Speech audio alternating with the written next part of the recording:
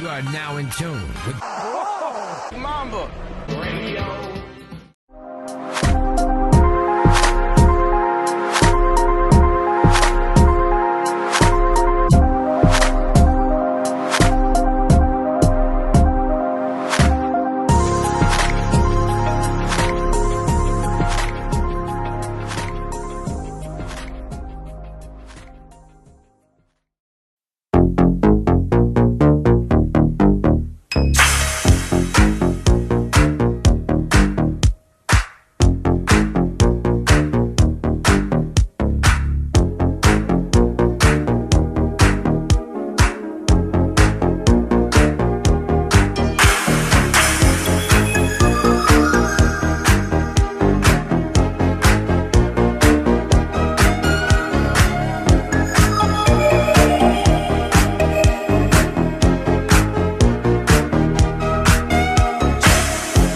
Like in a Dolce Vita, this time we got it right.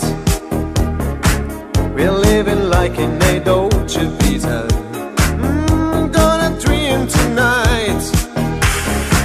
We're dancing like in a Dolce Vita, with lights and music on. Our love is made in the Dolce Vita, nobody else than you.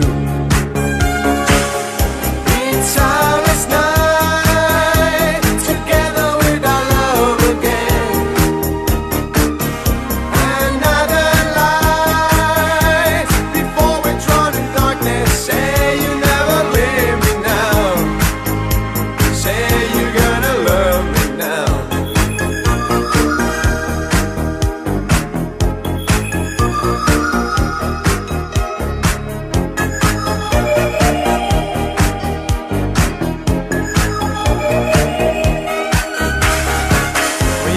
Down in the Dolce Vita, wipe all your fears away.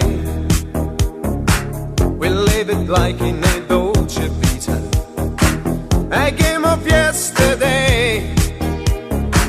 I'm so alone in the Dolce Vita. Oh baby, telephone, this magic's gone in the Dolce Vita, nobody else than you. Silent night, together with our love again. Another light before we drown in darkness. Say you never leave me now. Say you're gonna love me. It's silent night, together with our love again. Another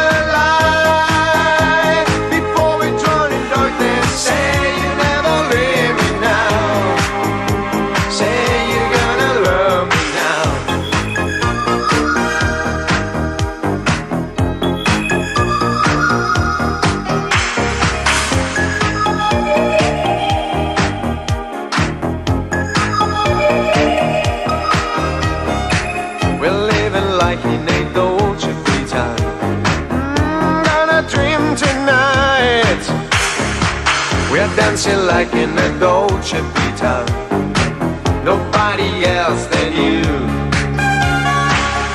It's our last night, together with our love again. Another light before we drown in darkness. Say you never leave me now. Oh, say you're gonna love me. It's our last night. Alright, what up, everybody? Thank you for tuning into BM690 Brown Mamba Radio. For those of you out there who don't know, my name is Jackson. And coming at you guys live from Studio 69. Happy Monday. Hopefully you guys don't have too much of a weekend hangover. And hopefully you guys had a fun weekend, safe, responsible weekend. And the song that you guys just heard was by Ryan Paris called Dolce Vita in honor of Aziz Ansari winning at the Golden Globes for his performance in Master of None. Speaking of the Golden Globes, quickly, they were pretty good, not gonna lie. Like I said before in other episodes, I definitely need to catch up on a lot of those great movies and TV shows that I slacked on from the past year. Seth Meyers did about as good a job as he could do as the host, considering everything that's been going on this past year. But the real story is shout out to all the strong and beautiful women out there who were standing up against, the discrimination and the sexual abuse and all the other types of abuse and, being put down and all that stuff over these years, and wearing black because, as we all know, for all these shitty dudes out there, your time is up. And like I said, shout out to all those beautiful, strong women out there who helped influence this movement. And hopefully it's not, like I said, hopefully it's not just a moment, but actual movement. That's one of their slogans for Time's Up. So like I said, keep fighting the good fight with that. But we all know that Oprah stole the show, receiving the Cecil B. DeMille Award, and her speech was just incredible. If you have the time, please take time out of the day to listen to it. And for all you younger people out there who only know Oprah as this figure that, has this magazine or this network and stuff like that, but never really saw Oprah, do her thing, that speech is exactly why people lose their shit for Oprah. And that's why people felt the way they did during Oprah's speech, and, why she, touched so many people and was such a big influence for so many people for so many, many years. And so big shouts to Oprah, motherfucking Winfrey, Oprah 2020. I don't know if that's going to be real or not, but that would be nice. And yeah, like I said, shout out to Oprah, shout out to all the women. And like I said, man, our time is up, so let's get going and start making things better for everybody. All right, so that was how the Golden Globes were last night. We're going to quickly touch on some sports stuff, from our LA teams that are remaining, and then quickly touch on my fantasy teams. Take a quick break with another song, and then we will get to the Brown Mamba NFL Awards. So yeah, without further ado, speaking of football though, definitely not the way the Rams planned to end their season the other night. They ended up in the wild card matchup against the Falcons.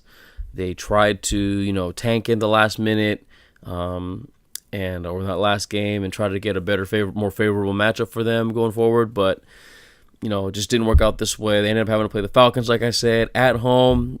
Like I thought they could pull it out, but they ended up losing 26-13. If you just strictly look at the box score, it looks like they played an okay game all the way around. I got it right in front of me right here. Jared Goff was 24 of 45. Not great, but not bad either. 259 yards, a touchdown, no interceptions, which was good.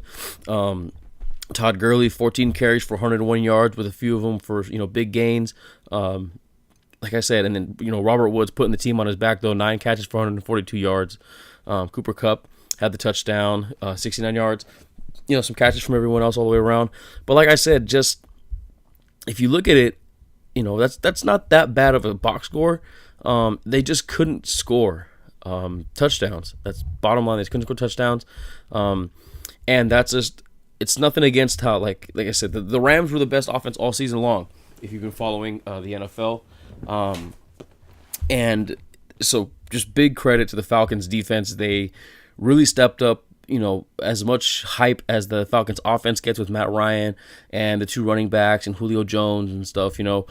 Their defense really prides themselves on flying under the radar, no pun intended, being Falcons, flying under the radar and silently getting it done. And they really, really put their, or laid their claim the other night, taking care of business against, again, the number 1 offense in the NFL.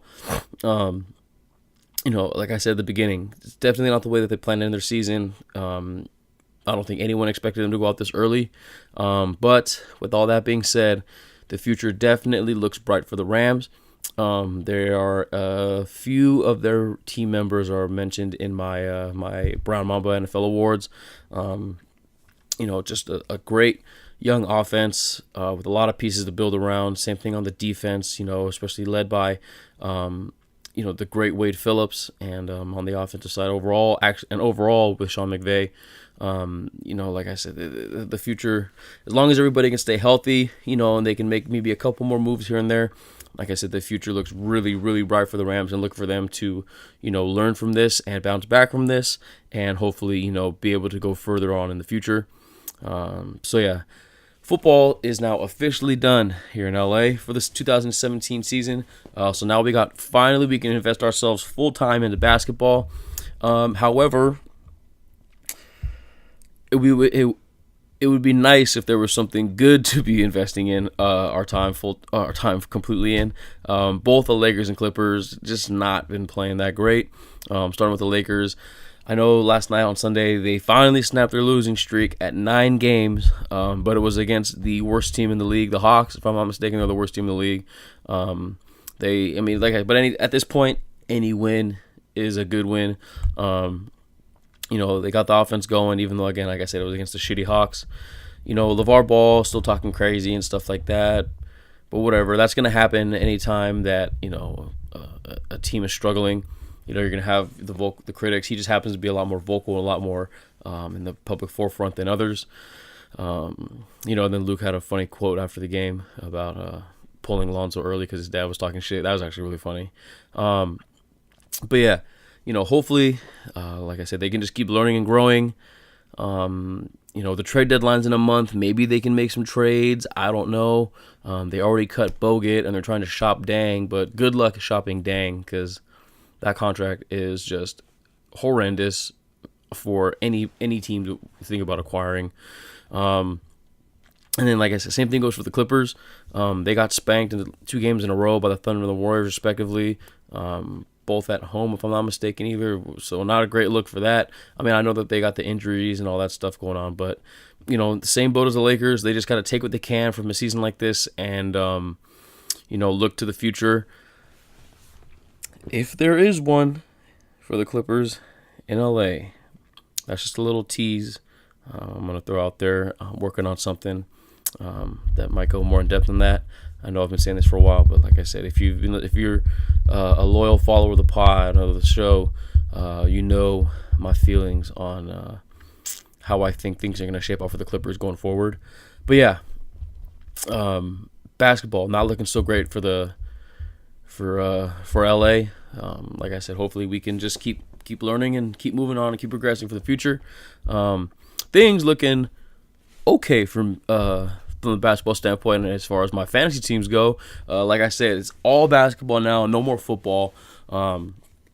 Starting off with just a refresher for all you guys out there that are new, maybe just tuning in because it's 2018 now. I have 2 fantasy basketball leagues with 2 different groups of friends. One is the Fantasy League and one is the MBA. Don't ask what the MBA stands for because I don't know. But yeah, so starting off with the Fantasy League, I'm still in 8th place, right at 500 with my record. I believe it was 52 and 52. Let me pull that up. Yes, 52 and 52 and 4. But yeah, still in 8th place. I've been in 8th place now for like a little while. Just kind of hovering in there. I lost last week to Gerald. Damn you, China Gerald. I lost 4-5. And just kind of injuries are definitely not helping my team right now either. I got Austin Rivers. He's out and unofficially my LVP for the week. But if there's a real LVP for my last week, it was Etwan Moore. I know I raved about him when I first picked him up because he was playing so well. Did a lot of scoring and in place for, I believe, Drew Holiday or whoever else he was playing for. Just this past week, what is it? He averaged 31 minutes, and only scored, and he played in every game. He didn't have an injury or anything. He played in every game last week, which was, I believe, like 3 or 4 games, and only had 14 points, 6 rebounds, 5 assists, and 6 turnovers. That's just a regular game stat. And that was over the course of like 3 or 4 games. So, definitely my LVP for the week. But my MVP for this week, Karl Anthony Towns had a big game the other night, even though they lost still. But over the last 7 days, he put up 78 points, 62 rebounds, shot 6 threes, Making his free throws, 90% of his free throws, a good field goal percentage, 55%. And like I said, just played really well this last week. Definitely my MVP. Special shout outs, co-MVPs going to Klay Thompson. Always China Clay. Hanging in there as part of one of the MVPs, playing really well this season under the radar. And my other co-MVP, I guess, or a special shout-out MVP, going to Jordan Clarkson. So, yeah, that's how my fantasy team went. But now it's time to move on to the NBA, where Daddy's taking care of business. Still in first place. Lost last week to, who did I lose to? Let me pull it up real quick. To the man himself, Mr. K. Deemski. Lost to Deemski himself, but still, I'm still in first place, which is fine by me. You know what I mean? It's just little, I'm losing the battles, but I'll still win the war. 65-43, going through the last 7 days. My group, unofficially, Austin Rivers again hasn't been playing, so technically my LVP, but I have to give the LVP to someone who's been playing, Willie Cauley-Stein. Not good. Only 20 as a big man, only getting 25 and 12 and 6 assists with one block. He got 7 steals, but you know what I mean. Only 25 and 12 out of a big man is not that great. I mean, his field goal percentage was okay, 57%. But like I said, you better be making them when you're that close to the rim. So. Yeah, Willie Cauley-Stein, unfortunately, has to be my LVP for the week. MVP, always LeBron. But my other MVP, DeMar DeRozan, who had a career-high 52 points the other night. Big ups to him, big up to Compton. But also just, going along with the points, that was adding up to 107 over the last 7 days with 13 boards, 18 dimes, only 5 turnovers, which is good. A good field goal percentage considering most of his shots are, mid-range and 2-pointers and stuff like that. But he was 56%, again, making his free throws, 93%, getting to the line, which is good. He had 30 free throw attempts. Like I said, it's good. He's making sure he's getting to the line, and even nailed 11 3-pointers. Like I said, if you watch basketball, you know that DeMar DeRozan is kind of a throwback guy, shoots a lot of twos and stuff like that. But, I'll take 11 threes anyway, from any way I can. So, just like I said, DeMar DeRozan, my real MVP, co-MVP with LeBron, and unfortunately for Willie Cauley-Stein, he is the LVP for the week. So, yeah, that's how all my fantasy teams went. Like I said, they're going to be a little more condensed now. I'm not talking football anymore. So, yeah. Right before I get to the NFL awards that I want to give out, we're going to play one more song, or another song for you guys, not one more. We'll play another song for you guys by a young up-and-coming dude. Shout out to Pigeon Plains for putting me onto him. This guy is, like I said, a young, talented guy, and the song is Prune, You Talk Funny by the artist Gus Dapperton. I like the way that words come out your mouth. It takes me many miles to make them out. When strawberries sit superbly with you. You gotta nick me, love, I'm jelly in my shoes. And I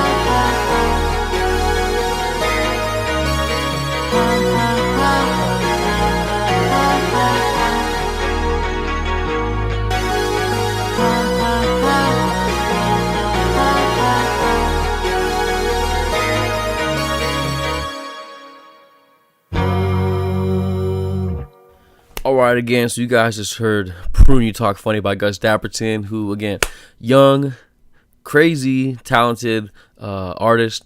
Make sure you check out his cool-ass music. He's got some cool tracks. But yes, it is now time for the Brown Mamba NFL Awards.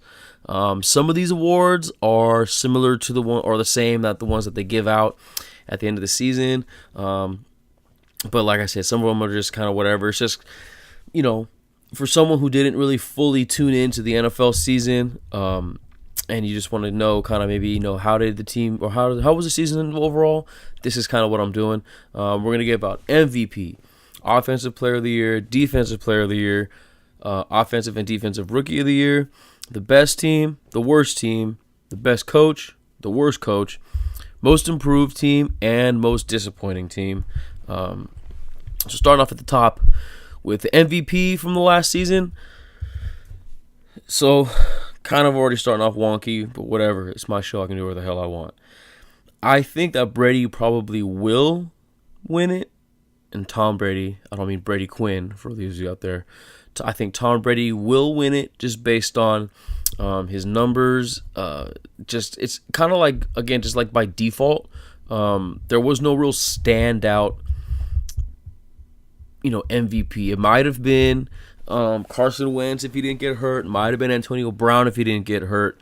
But, like I said, it's more than likely, I think, going to be Tom Brady, considering that he was the, they had injuries all throughout the season on their offense, and he was the only one, or the most consistent one, and still put up great numbers. It weren't, it wasn't anything crazy, like in the past where he had the 50 touchdowns or anything like that.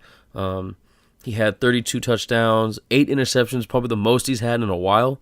8 interceptions, 4,500 or 45,000, 4,500 plus yards.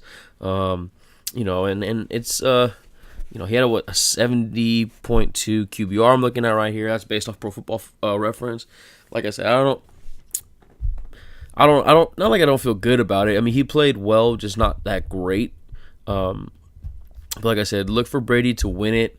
If my money was on somebody, I'd have put it on Todd Gurley.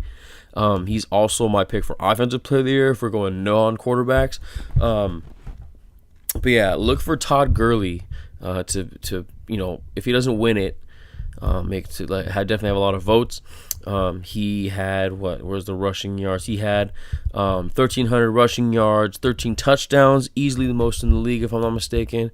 Yes, the rush touchdown leader, second in yards overall, only to Kareem Hunt.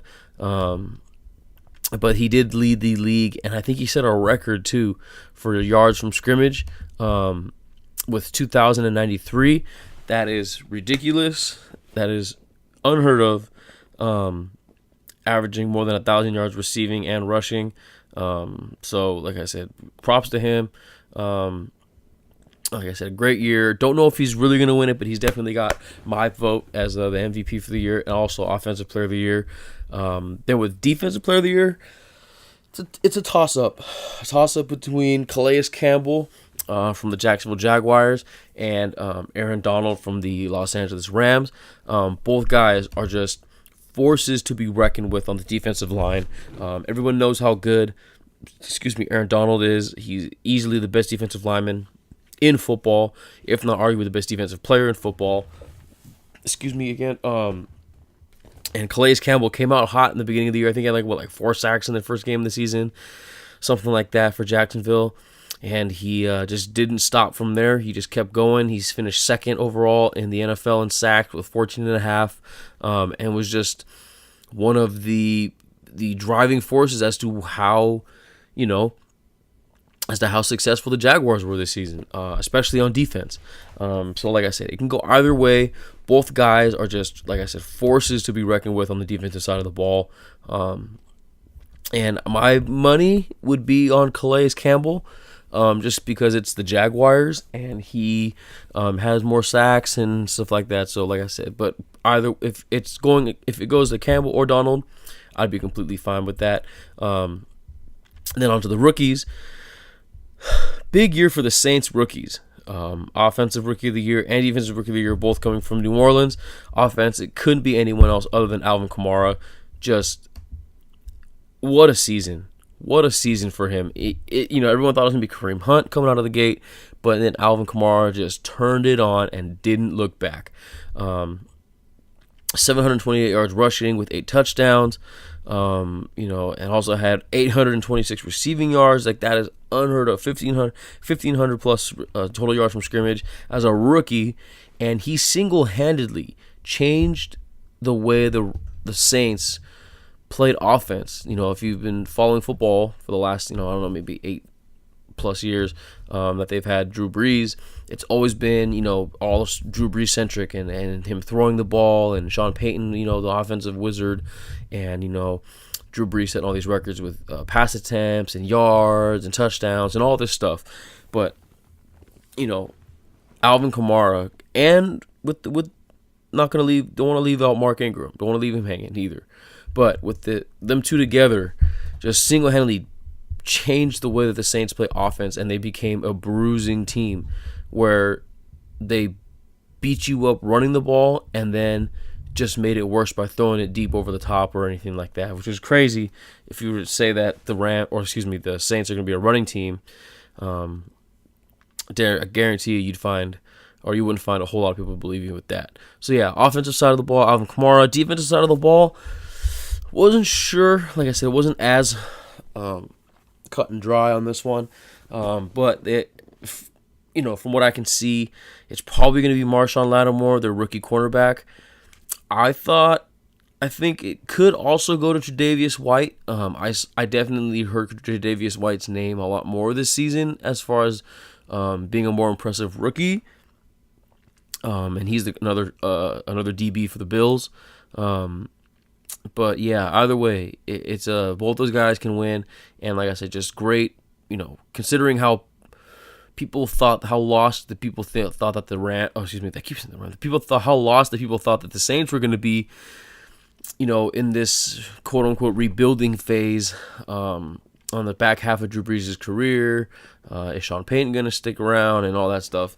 They definitely found two gems in Alvin Kamara, Marshawn Lattimore, and then same thing for the Bills. They found a pretty good DB in Tre'Davious White, but it can go either way. I think based on Monday Morning Quarterback, Marshawn Lattimore is going to win, but I'm not 100% sure. Like I said, just again, Saints found two good rookies, and things look pretty good for them as well. So yeah, moving on to the best team. For me, it's got to be between the Rams and the Eagles. Now, I know the Rams went out, and they definitely underperformed in the playoffs based on, their one game. But, you cannot deny that they just did a complete turnaround of this team. And, spoiler alert, they're also going to be my most improved team. I don't think that's a surprise to anybody. I mean, like I said, if you looked at how they were in the last two seasons, it looked like you knew that they had all the talent in the world, but you were just afraid that it was going to get wasted from poor leadership, poor coaching, and all that stuff. And they brought in two great leaders, like I mentioned before, in Wade Phillips and Sean McVay, and they completely, single-handedly turned this team around and were able to get the most out of the talent that they had on this team. The Rams finished the season 11-5, just a much better record than I think anybody thought. Everyone, like I said, knew that they were probably going to be good, but I don't think they thought they're going to be this good this quickly. And same thing with the Eagles. If you're a fan of the Ringer like myself, you know how down on Coach Doug Peterson Mike Lombardi was, and for good reason. He doesn't have, the greatest coaching resume in his bag. However, he does have a pretty damn good team in Philadelphia right now. Carson Wentz was stealing all the headlines last year, just playing out of his mind up until his untimely and very, very unfortunate ACL tear against the Rams.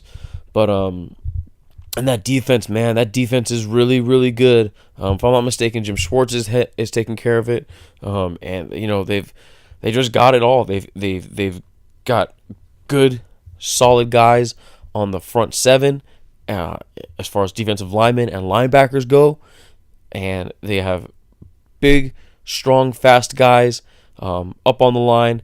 They have linebackers who can fill the gaps and stop the run, as well as drop back and be quick in coverage and cover tight ends and receivers. And their secondary, just you can leave those guys one-on-one and you don't have to worry about them.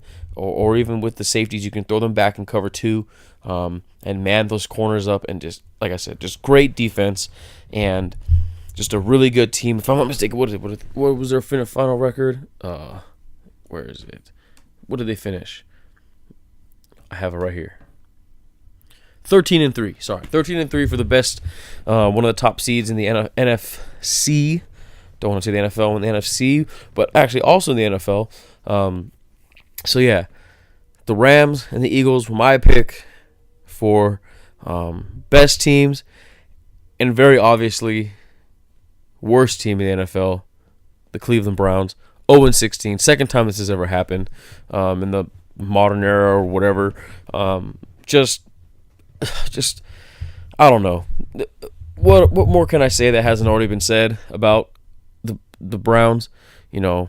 They've got the worst coach, who's my pick for worst coach, and Hugh Jackson. I think he said he's like 1-21 in his last like 3 seasons or something crazy, some crazy stat like that. Yeah, I mean, I just feel bad for those Cleveland football fans, and hopefully they can just find something to turn around.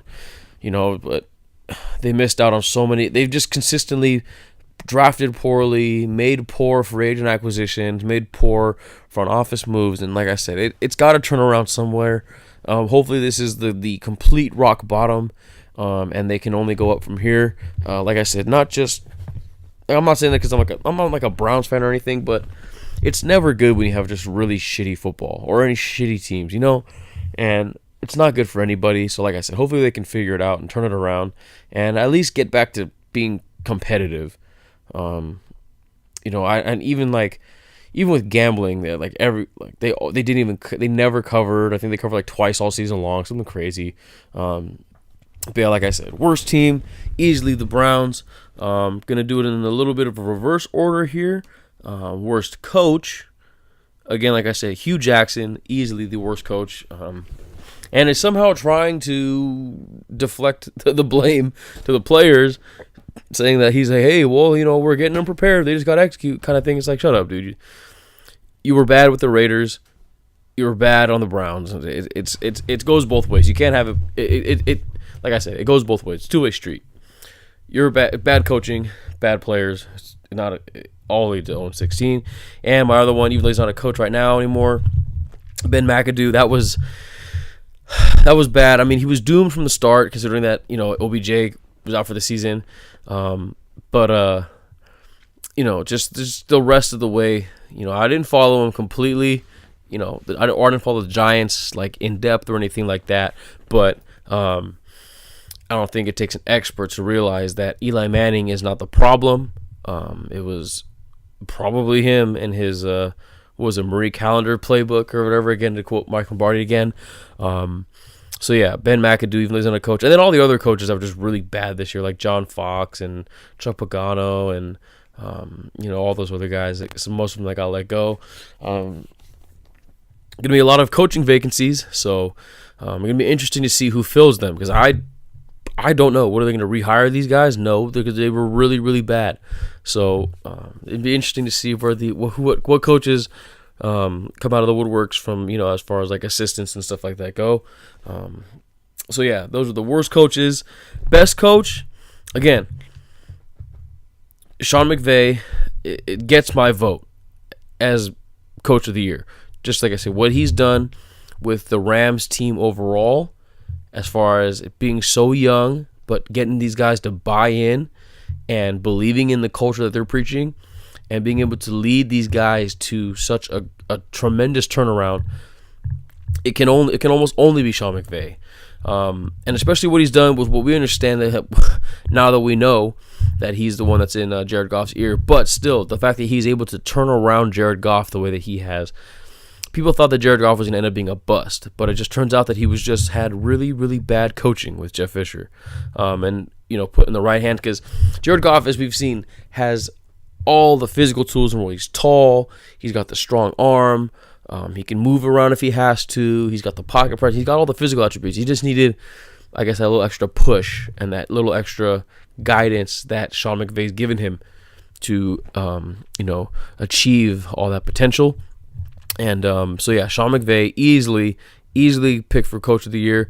But if you're out there wondering who else would it be, honestly, you can't go wrong with Doug Marrone. Say what you want about the Jaguars and their offense, or Bortles or whatever. Doug Marrone got these guys in the right position to win. And when the Jaguars, just like the Browns or the Bears or the other bad teams, in situations that you normally thought that they would fold and just go back their old ways, the Jags didn't. They kept going, and that's part of it. Part of that goes to having, a talented rookie running back like Leonard Fournette, and having, excuse me, pardon me about that. Sorry about that. And adding a lot of pieces to an already pretty good defense. It's a good blend of, young talent, guys like Jalen Strong and Miles Jack, with veterans who've been there around the block once or twice, who can show them the way to win and stuff like that. And guys like Calais Campbell, that they have that good blend, and they're really finding ways to win games. They found a way to win that Bills game, which was ugly, by the way, and like I said, they're pulling these wins out in games, like I said, they normally would lose. And then same thing, you could say the same thing about the Bills with Doug McDermott. Again, they had some weird quarterback controversy stuff going on as well. But for however they did, however they got it done, or like I said, you can argue about how they got it done. But at the end of the day, they got it done, and he changed the culture by letting go a few players, trading guys away who were kind of mainstays and thought that they were going to be around for a while, and he changed the culture completely.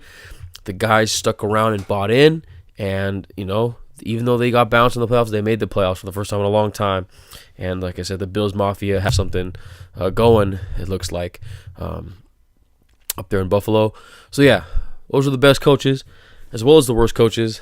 And most improved team, like I said earlier, the Rams. They just completely turned it around thanks to Sean McVay and Wade Phillips. You could also maybe throw the Jags in there, considering that they're still in the playoffs if you wanted to. I get that, but I talked enough about them. So, yeah.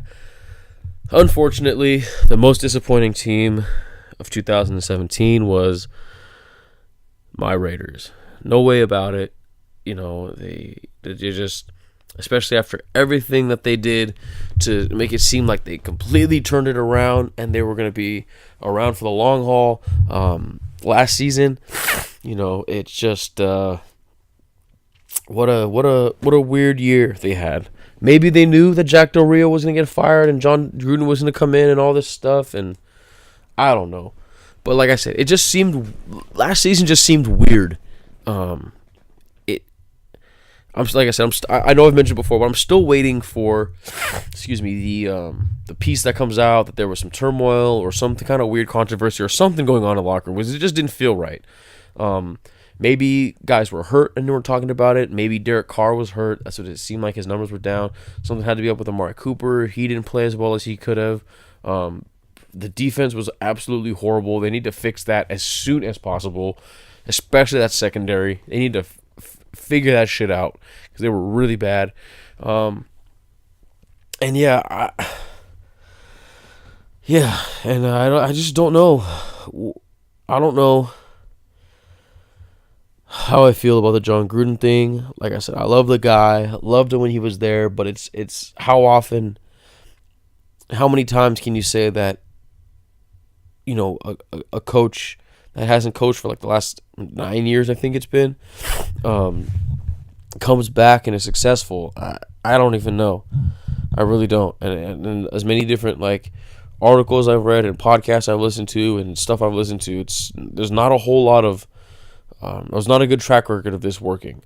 Like I said, it's has all the smellings and all the makings of a PR move for when they move to Vegas. It's like, let's go, yeah, John Gruden. It's just a name, and like I said, I just hope it works. I'm like, for everything that I talk about on this thing, whether it's the Lakers or wrestling or anything.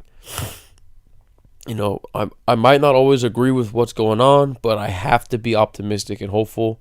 And what's going on with the Raiders right now is no different. And like I said, even though they were the most disappointing team last season, hopefully that means they can turn it around next season. It's their last season in Oakland. You best believe I'm going to be catching a game, sitting in a black hole with all you guys and the rest of the Raider Nation. So like I said, they got to look forward to that, even though, like I said, they were the most disappointing. And yeah. Oh, special shout out to all of the nominees for the Walter Payton Man of the Year Award. If you're not familiar with it, the Walter Payton Man of the Year Award is given to the player on any team. It doesn't matter what position, how much playing time you get, or whatever. It's given to the player who, I believe, I can't remember who it's voted on. I can't remember if it's teammates or players or something like that. But it's given to the player who does the most, not just charity work, but does the most to help the community that they play in as well. Whether they build a foundation, these guys are going out there, like I said, with their foundation, they create these foundations, or they do these things where they work with kids in schools. They create, athletic camps for underprivileged or at-risk children. They do stuff where they have food banks, and they try to help feed the homeless and try to clothe the homeless. And they work, like I said, they're doing everything they can to help make the community that they play and live in better. And there's nothing greater than that. The players, yeah, they play sports and stuff like that, and that's great, and they entertain us with their sports, but it's also great for them to use their platform to help make this world a better place. Whether or not they like it, that's the reality they live in.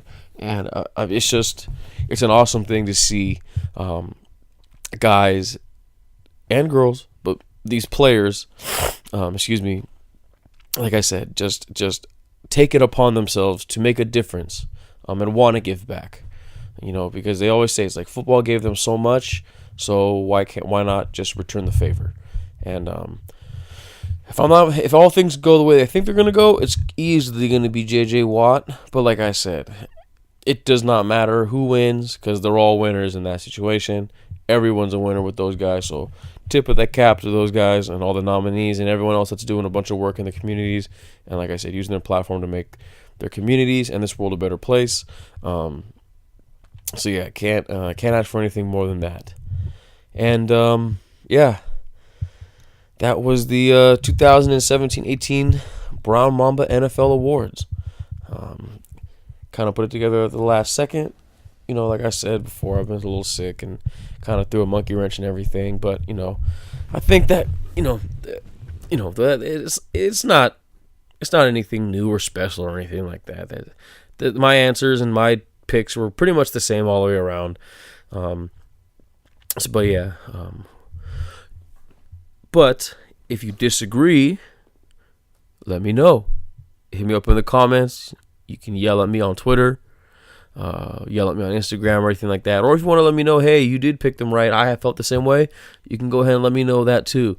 In the comments, on Twitter, all that stuff. Hit me up. Just make sure you follow too. Don't just hit me up. Make sure you follow and subscribe and all that stuff too. While you leave a comment and, tell someone else about this and let them know. Maybe they have a feel different like that, and tell them to subscribe and comment and follow and all that stuff. But either way, thank you guys, like always, for listening. Like I said, this is going to be it for me this week. And, like I said, tell a friend to tell a friend. I'm available on SoundCloud, iTunes, Stitcher, YouTube. Like I said, working on getting on Spotify. That's a lot harder than I thought. But no matter where I'm at, whatever platform I'm on, you can always find everything on brownmamba.us. Like I said, I worked on pretty hard on that site, so make sure you check it out, and let me know how you think of it. I'll definitely be tweaking it around here and there throughout the, every now and then. So like I said, stay updated with that. And yeah, again, just thank you so much and all that. And it was definitely a weird NFL season. Not gonna lie, it was different. Not. There were some ups and there were some downs, but it was different, and it's not over yet. We still got some more football left, so look for me to make some picks and stuff like that going forward. And make sure you, like I said, make sure you subscribe and stay tuned and follow along. I got some big things coming up this year. Gonna get some more people involved, and get some friends, some colleagues, some other people that I'm interested in, coming on here and talking and shooting shit, and and for me personally, just to learn from all of them. That's part of why I do this. I want to learn more about everything, because knowledge is power, and the best way to learn about stuff is to strike conversations with others, and that way we can all learn together. And enough of that weird, sappy, lame stuff, but it is important to me. And like I said, I'm about to get out of here now. I'm gonna play you guys out with another song. This song that I'm about to play you out with for today, it's just, this song has been on repeat for me for like the last couple days, and I can't get it out of my head. And all these songs by this guy are tight. Check them out. But this song in particular, I'm gonna play you guys out with, by Mondo Grosso, Japanese artist. And the song is called Labyrinth, with Hikari Mitsushima on the vocals. Cool, beautiful song.